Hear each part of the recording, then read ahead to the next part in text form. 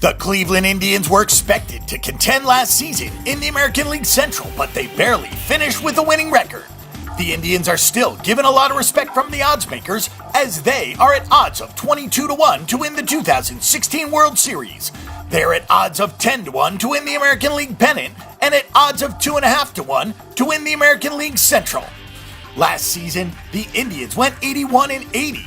They went 39-41 at home and 42-39 on the road.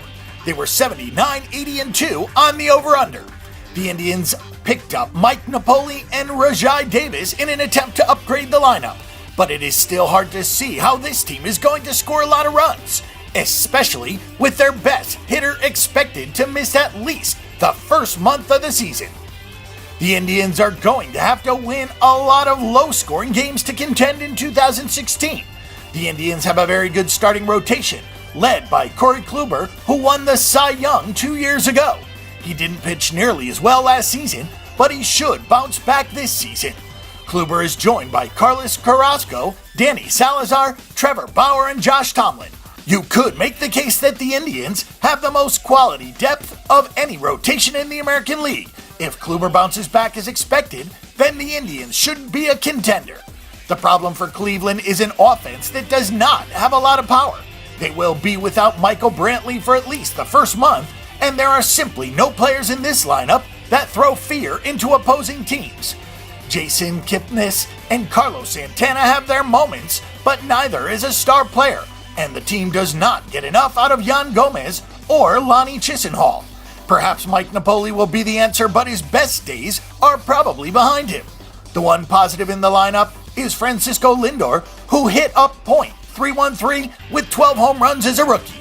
The Indians don't have a great bullpen, but Cody Allen is usually pretty solid as the closer, and Brian Shaw is a decent setup man.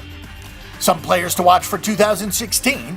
It is hard to believe how unlucky Corey Kluber was last season for the Indians. He went from winning the Cy Young the previous year to losing 16 games.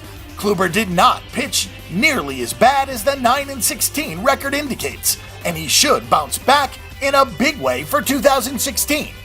The best starter for the Indians last season was Danny Salazar, who won 14 games. He is very capable of winning at least that many games again this season if he gets run support. He is a very good number 2 behind Kluber.